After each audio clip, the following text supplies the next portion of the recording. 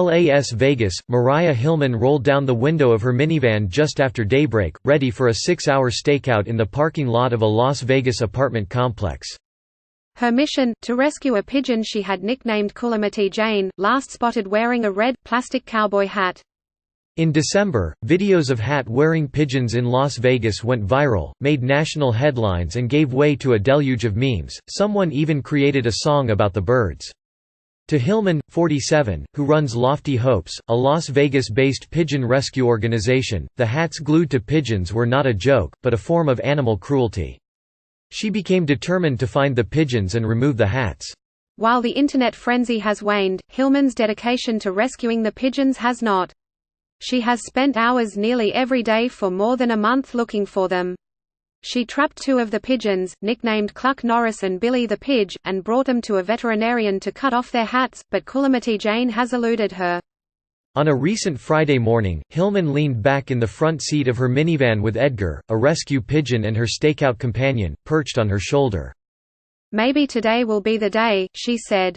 "We'll see." It's unclear how harmful the hats are for the pigeons. They may impair the birds' ability to fly and see predators. Dr. Robert Groskin, executive director of the Association of Avian Veterinarians, said. He added that removing the hats may also be painful for the birds. "I don't understand why anyone would do anything like this," he said of those responsible. "It's certainly potentially abusive." Hillman has suspicions, which she said she's shared with police.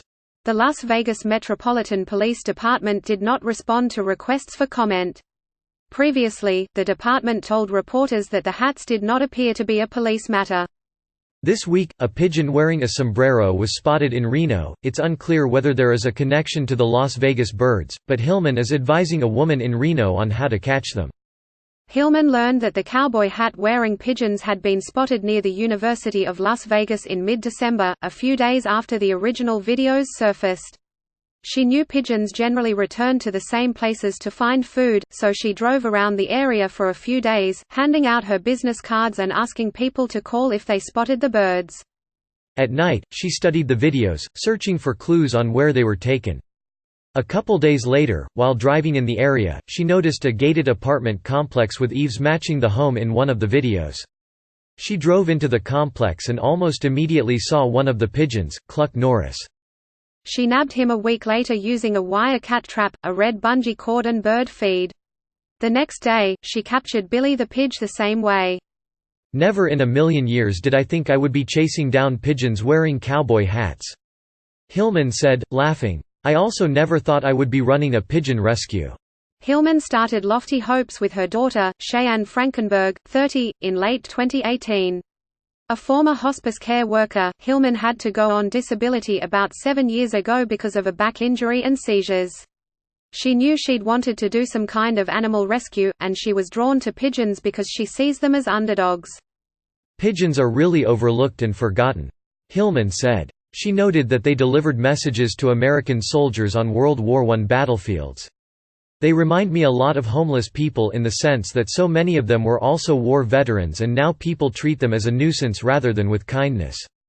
What began with Frankenberg and Hillman nursing 2 baby pigeons back to health on their kitchen table quickly grew into a full-scale operation, with an intake system for rescues, 6 volunteers and about 250 pigeons housed at Lofty Hopes headquarters, the first floor of the pair's 2-story apartment. Lofty Hopes also has 2 paid employees, Frankenberg's daughters, Scarlett 9, and Violette 7. They get $1 per day. "They clean cages, help feed the animals and even know how to wrap a broken wing," said Frankenberg, who works as a cat care manager at the Nevada Society for the Prevention of Cruelty to Animals. Hillman and her daughter knew very little about pigeon rescue and rehabilitation when they started out. They learned through other rescue organizations, their veterinarian, and trial and error. Most of the pigeons are housed in cat carriers, stacked floor to ceiling against the walls. An index card with information about each bird, including its name, where it was found and its injuries, hangs from each makeshift cage. The bird's ailments include malnutrition, broken wings and string foot, a condition in which string, wire or hair gets caught on the pigeon's feet, cutting off circulation to its toes. On the patio are 4 aviaries housing pigeons that have recovered and will soon be released at a volunteer's home an hour outside Las Vegas. Pigeons with permanent injuries are taken to a sanctuary in Phoenix. As word spread, Lofty Hopes also began taking in other animals from shelters that had run out of space. The apartment is home to 2 parrots, a duck, a chicken, a quail, a rabbit, guinea pigs, 2 iguanas and a chinchilla. Even with care, not all the pigeons can be saved. Billy the Pidge, the second cowboy hat pigeon captured, died this month.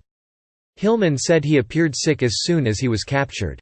The organization's resources have been stretched thin lately with the addition of daily stakeouts for Kulamati Jane.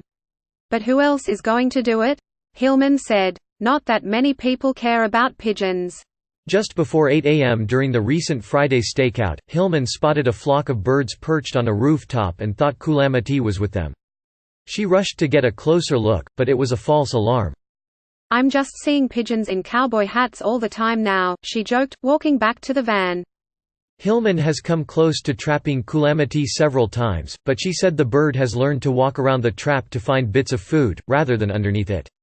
Hillman has tried setting up her trap in different parts of the parking lot or moving her car, which she believes the bird now recognizes, but she worries Kulamati has become wise to her tactics.